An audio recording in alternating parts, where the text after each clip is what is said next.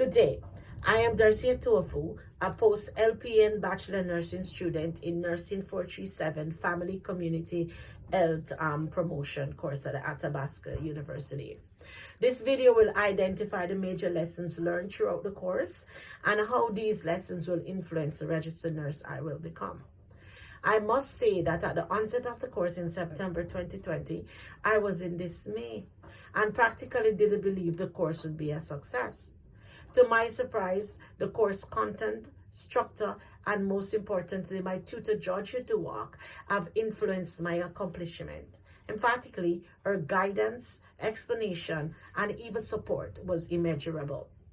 There were lots to learn, and indeed I have learned. Learnings that I am enthused to share with you. My first and most memorable learning is adverse childhood events, the ACEs, which was new to me, though sadly I have experienced it. The Centers for Disease Control and Prevention categorizes the ACEs as abuse, neglect, and household challenges. Aris 2014 in her video correlates the ACEs to threats that are so severe or pervasive that they literally get under our skins and change our physiology. So as a registered nurse, I will be mindful of these definitions and understand that diseases are or can be rooted from the ACEs.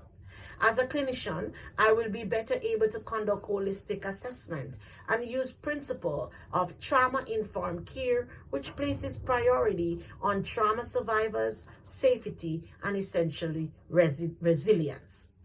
I also learned that Canada is struggling to provide health care to northern communities, a challenge that denotes health inequalities and disparities. Health inequalities reflect uneven distribution of services, which oftentimes results in marginalization, poverty, and poor health outcome. Let us face it, Dr. Mike Curlew, a family physician in Northern Ontario, believes he's fighting a healthcare system that is actually hurting his patients, as people travel days or weeks to get health care.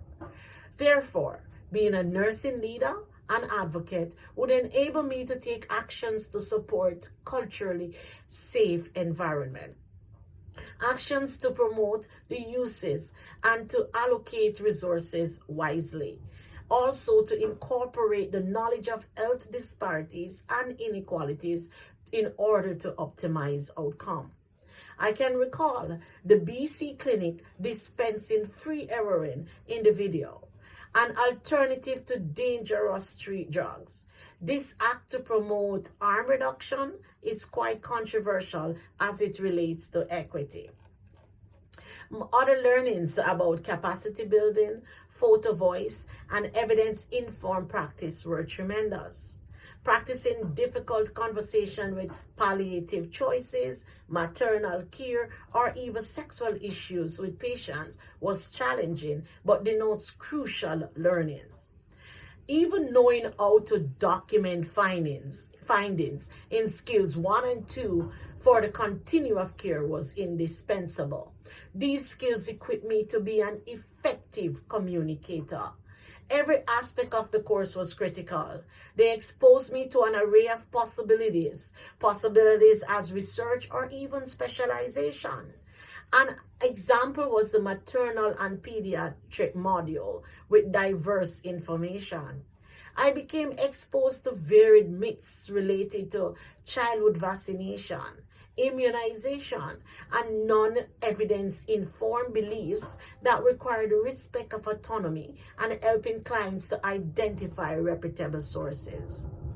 Other learnings about language matters. And indeed it does. Using respectful language instead of using substance abusers, you can use or say problematic use. This speaks to the role of professionalism, a required competence by the Nursing Association. Though time will not allow me to itemize everything, but introduction to entry-level competencies, regulations, code of ethics, and other stipulations pertaining to my prospective portfolio marks crucial learning and guidelines to perform safely. I thank you.